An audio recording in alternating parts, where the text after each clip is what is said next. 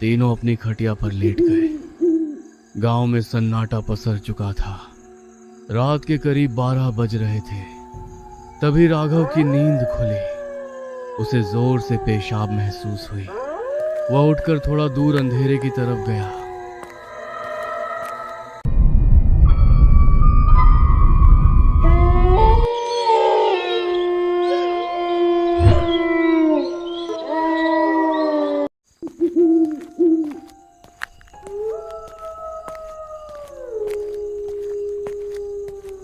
अरे भाई, इधर से तो खेत का काम करके जाते जाते बिल्कुल पसीना पसीना हो जाता है।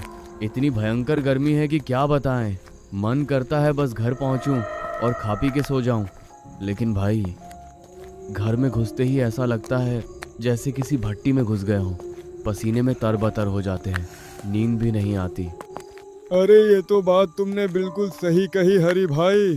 खेत में तो सूरज परेशान करता ही है। घर जाकर भी चैन नहीं मिलता। हम इतने गरीब हैं कि एक पंखा खरीदने का पैसा भी नहीं है हमारे पास। क्या गरीबी है भाई। अरे भाई, क्यों ना हम आज घर के अंदर न सोकर घर के बाहर सोएं।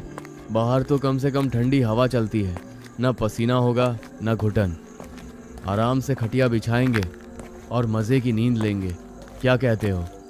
लेकिन भाई, गांव के बड़े बुजुर्ग तो यही कहते हैं कि रात को बाहर सोना खतरे से खाली नहीं। पर तुम दोनों इतना कह रहे हो तो ठीक है, आज रात बाहर ही सोएंगे। पर सच में डर तो लगता है भाई। राघव, तू डर मत भाई। हम तीनों साथ रहेंगे तो चुड़ैल का बाप भी कुछ नहीं कर पाएगा। आएगी तो उसे डंडे से भगा देंगे। आज रात बाहर ही सोना पक्का रहा। वे बातें करते हुए जंगल के संकरे रास्ते पर आगे बढ़ रहे थे। अचानक उनके पीछे से एक काली छाया बहुत तेज गति से गुजरी। फिर अचानक उनके आगे से कुछ दूर पर वही छाया फिर से गुजरी। अरे, ये क्या था? देखा तुमने? कोई हमारे पीछे भागा अभी? अरे कुछ नहीं होगा, कोई जंगली बिल्ली या कुत्ता होगा। चल जल्दी चल, घर पास ही है। वे तेज कदमों से चलते हुए गांव पहुंच गए।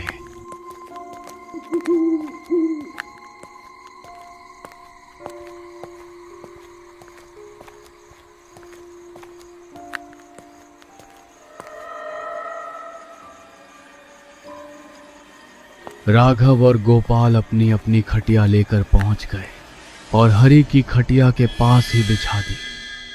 अरे भाई, इस समय तो बाहर भी हवा कम ही है, लेकिन घर से तो अच्छा ही है। घर में तो सांस लेना मुश्किल था। हाँ भाई, बाहर कम से कम आसमान तो दिख रहा है। ठंडी हवा चलेगी तो सुकून से सोएंगे। पर भाई, अगर सच में कोई जानवर आ गया तो? अरे भाई, ये गांव है, कोई गहरा जंगल नहीं कि शेर आ जाएगा। तुम लोग बस डरावनी बातें सोचते हो। आराम से सो जाओ। सुकून तो है हरी भाई, पर गांव वाले जो कहते हैं कि कोई चुड़ैल भटकती है, कहीं वो हमारी चारपाई के नीचे आकर न लेट जाए, मुझे तो सोचकर ही डर लग रहा है। अरे भाई राघव, चुड़ैल सब अफवाह है। चुपचाप सो जाओ, कुछ नहीं होगा। तीनों अपनी खटिया पर लेट गए। गांव में सन्नाटा पसर चुका था। रात के करीब 12 बज रहे थे। तभी राघव की नींद खुली। उसे जोर से पेशाब महसूस हुई। वह उठकर थोड़ा दूर अंधेरे की तरफ गया। जब वो पेशाब कर ही रहा था, तभी उसके पीछे से कोई साया बिजली की तेजी से भागा। कौन है मेरे पीछे? हरी भाई, तुम हो क्या? उसने पीछे मुड़कर देखा। उसके सामने एक भयानक डरावनी चुड़ैल खड़ी थी। तू कौन है? यहाँ क्या कर रही है? भाग जा यहाँ से। राघव, तुझे बाहर सोने का बहुत शौक है ना? घर में गर्मी लगती है तो सो जा। कल भी बाहर ही सोना। बाहर सोने में तुम्हें बहुत मजा आएगा। वो वहां से अपनी जान बचाकर बेतहाशा भागा। वो इतना डर गया था कि उसने गोपाल और हरी को जगाया भी नहीं। हरी के घर के अंदर घुस गया वह खिड़की से बाहर झांकने लगा। तभी उसने देखा कि वह चुड़ैल राघव की खाली खटिया पर, जो कि बीच में थी, आराम से लेट गई। अरे, मैं तो भाग आया, लेकिन ये चुड़ैल तो मेरी खटिया पर ही लेट गई। हरि और गोपाल, जो अगल बगल की खटिया पर सो रहे थे, उन्हें जरा भी इल्म नहीं था कि मौत उनके ठीक बीच में आकर लेट गई है अचानक, और राघव की ही आवाज में बोलने लगी। अरे हरि, ओ हरि भाई, गोपाल, जल्दी उठो यार, देखो इधर कोई आया है, उठो जल्दी। अरे यार राघव, सोने देना भाई, अभी तो आंख लगी थी, तू रात भर सोने नहीं देगा क्या? तुझे बोला था ना कि ये सब वहम है, चुपचाप सो जा भाई।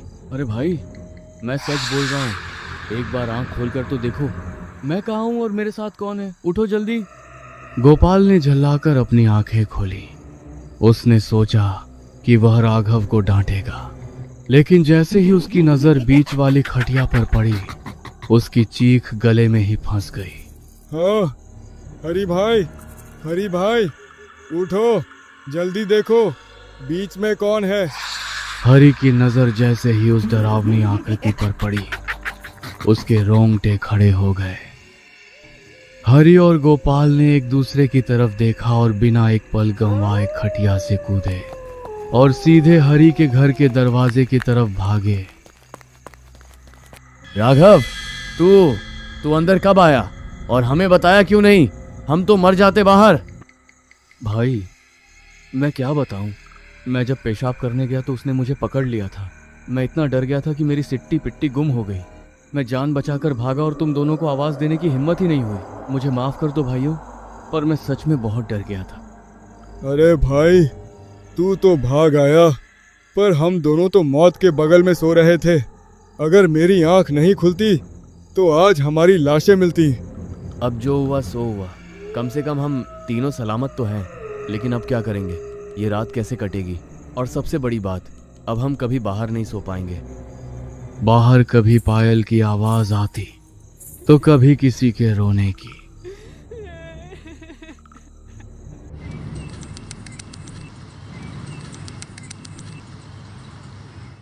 भाई, अब तो हद हो गई।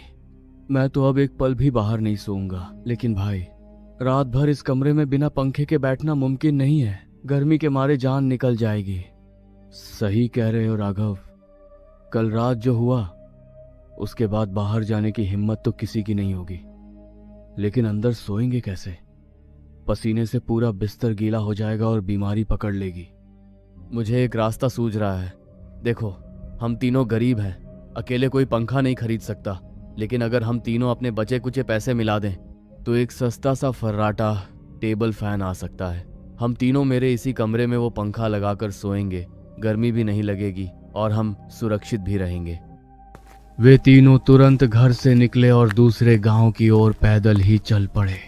सूरज सिर पर चढ़ाया था और गर्मी का कहर फिर से शुरू हो गया था। वे लंबे रास्ते पर चलते चलते बातें कर रहे थे।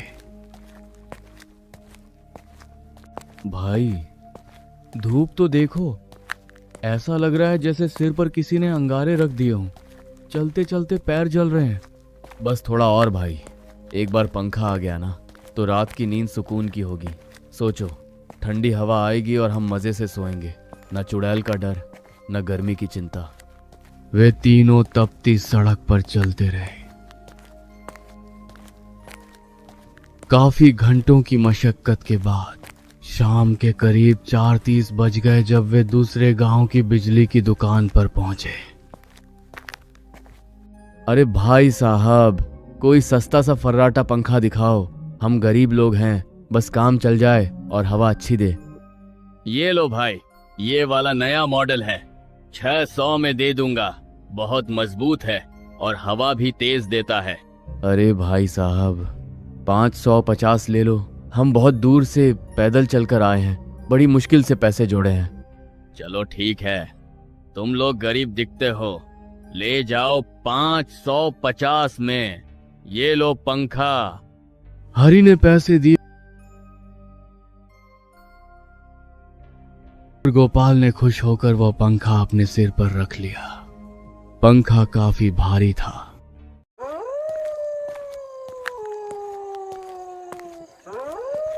अब सूरज ढलने लगा था और आसमान में लाली छा गई थी।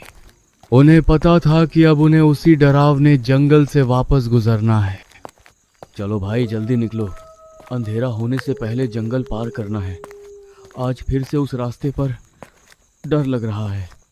जल्दी चलो गोपाल भाई, तुम पंखा संभालो, हम तुम्हारे साथ साथ चल रहे हैं। बस 1 घंटा और, फिर हम अपने गांव में होंगे। वे तीनों फिर से उसी जंगल के रास्ते में दाखिल हुए।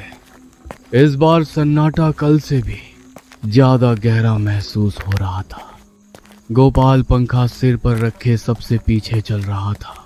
अचानक उसे महसूस हुआ कि पंखे का वजन धीरे धीरे बढ़ रहा है। अरे भाई, ये पंखा अचानक भारी क्यों होने लगा? ऐसा लग रहा है जैसे कोई ऊपर से इसे दबा रहा हो। अरे भाई थक गए होगे तुम, इसलिए वजन ज्यादा लग रहा है। लाओ मुझे दे दो थोड़ी देर। नहीं भाई, मैं ले चलूंगा, पर सच में अभी तो हल्का था। गोपाल को पता नहीं था कि उसके सिर पर रखे पंखे के ऊपर एक काला धुंधला साया आकर बैठ गया है। अरे भाई रुको, 1 मिनट रुक जाओ, मेरा दम निकला जा रहा है। ये पंखा अचानक इतना भारी कैसे हो गया? अरे गोपाल भाई, तुम थक गए होगे, सुबह से पैदल चल रहे हैं। भूख और प्यास से शरीर टूट गया है, इसलिए वजन ज्यादा लग रहा है। लेकिन भाई, भारी तो ऐसे लग रहा है कि जैसे कोई मेरे ऊपर और आकर बैठ गया हो। गर्दन अकड़ गई है मेरी। जैसे ही पीछे मुड़कर गोपाल की तरफ देखा, उसकी रूह कांप गई। गोपाल सबसे पीछे चल रहा था और उसके सिर पर रखे पंखे के ठीक ऊपर एक काला, धुंधला और डरावना साया बैठा हुआ था। गोपाल को इसका जरा भी अंदाजा नहीं था कि उसके ऊपर मौत सवार है। अरे भाई, गोपाल भाई, ये तुम पंखे के ऊपर किसको बैठा कर ला रहे हो भाई? भागो, उसे नीचे फेंको। क्या? किसको बैठा कर ला रहा हूँ? राघव भाई, तुम क्या बोल रहे हो? मैं तो बस पंखा लेकर आ रहा हूँ। क्या तुम्हें कोई दिख रहा है? हाँ भाई, ऊपर एक काला साया बैठा है तुम्हारे। तुम जो पंखा पकड़े हो, उसके ठीक ऊपर एक औरत जैसा साया बैठा हुआ है। वो तुम्हें घूर रही है। क्या? साया बैठा है? ऐसा नहीं हो सकता भाई, कहाँ से साया आ जाएगा? तुम मुझे डराओ मत राघव, पहले ही बहुत डर लग रहा है। गोपाल ने जैसे ही पंखा जोर से हिलाया, वह साया अचानक गायब हो गया। राघव ने अपनी आंखें मली और फिर से देखा तो अब वहां कोई नहीं था। उसे लगा शायद उसकी आंखों का धोखा है, लेकिन जैसे ही वे तीनों फिर से आगे बढ़ने लगे, वही साया अब उनके ठीक सामने रास्ते के बीचों बीच खड़ा था। वह वही चुड़ैल थी जिसकी आंखें अंधेरे में लाल बल्ब की तरह चमक रही थी। तुम तीनों इतनी रात में कहाँ जा रहे हो? अभी गर्मी का मौसम चल रहा है ना, बहुत पसीना आ रहा है तुम सबको। लो, ये पंखा मुझे दे दो, मुझे भी बहुत गर्मी लगती है। तू फिर आ गई, हमें जाने दे। हमने तेरा क्या बिगाड़ा है? हम बस अपने घर जाना चाहते हैं। घर तो तुम तब जाओगे जब मैं चाहूंगी। मुझे ये पंखा बहुत पसंद आया है, इसे यहाँ जंगल में लगाओ, मैं यहाँ ठंडी हवा खाऊंगी। तुम तीनों यहीं रुक जाओ मेरे साथ।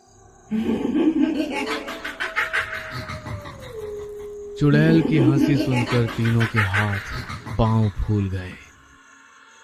वह उन्हें जंगल के अंदर ही गोल गोल घुमाने लगी। वे एक ही रास्ते पर बार बार आ रहे थे। ऐसा लग रहा था जैसे जंगल का रास्ता खत्म ही नहीं हो रहा। भाई, ये क्या हो रहा है? हम भटक गए हैं हरी भाई, ये चुड़ैल हमें कहीं जाने नहीं देगी। भाई, मेरा पैर भारी होता जा रहा है। मुझे ऐसा लग रहा है जैसे जमीन मुझे खींच रही है। मैं और तेज नहीं भाग सकता। वे भागते भागते एक ऐसी जगह पहुंचे जहां झाड़ियां बहुत घनी थीं। अरे भाई, मेरा पैर फंस गया। हरी भाई, राघव भाई, रुको, मेरा पैर हिल नहीं रहा है। हरि और राघव डर के मारे इतने अंधे हो चुके थे कि उन्हें एहसास ही नहीं हुआ कि गोपाल पीछे छूट गया है। वह अपने दोस्तों को पुकारता रहा। अरे भाई, बचाओ मुझे। हरी भाई, राघव भाई, मुझे अकेला मत छोड़ो। लेकिन हरि और राघव बहुत दूर जा चुके थे। वो अकेला उस डरावनी चुड़ैल के सामने खड़ा था। उसकी लाल आंखें गोपाल को ऐसे घूर रही थी जैसे कोई शिकारी अपने शिकार को देखता है। अब ये पंखा मेरा है और तू भी मेरा है। तुझे बहुत गर्मी लगती थी ना, ले, अब तुझे कभी गर्मी नहीं लगेगी। और गोपाल की गर्दन को अपने ठंडे हाथों से दबोचा। गोपाल की आवाज उसके गले में ही घुटकर रह गई। दूसरी तरफ हरि और राघव भागते भागते गांव की सीमा में घुस चुके थे। वे सीधे हरि के घर के अंदर घुसे। राघव, जल्दी दरवाजा ठीक से बंद कर, वो साया पीछे ही होगा। लेकिन हरि भाई, गोपाल कहाँ रह गया? वो तो हमारे पीछे ही था ना। क्या गोपाल पीछे नहीं है? अरे, हम तो तीनों एक साथ दौड़ रहे थे, मुझे लगा वो तुम्हारे पीछे आ रहा है। अरे हरि भाई, गोपाल के पंखे के ऊपर जो साया था, लगता है उसी ने उसे पकड़ लिया। हम तो भाग आए, हमें पता ही नहीं चला कि वो पीछे रह गया। हे भगवान, ये क्या हो गया? हमने पीछे मुड़कर एक बार भी नहीं देखा। राघव, गोपाल की जान खतरे में है, हमें वापस जाना चाहिए। पागल हो गए हो क्या हरि भाई? इस अंधेरी रात में उस जंगल में वापस जाना मतलब मौत के मुंह में कूदना है। तुमने देखा नहीं वो चुड़ैल कितनी भयानक थी। अब हम कुछ नहीं कर सकते, सुबह होने का इंतजार करना ही होगा। हाँ भाई, बात तो सही है, पर मेरा मन कचोट रहा है। बेचारा गोपाल हमारी वजह से पंखा लेने गया था, अब उसकी जान चली गई तो हम खुद को कभी माफ नहीं कर पाएंगे। दोनों दोस्त रात भर जागते रहे।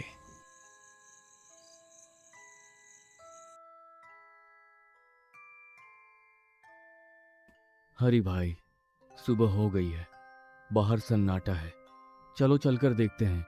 हाँ चलो, भगवान करे गोपाल सही सलामत हो।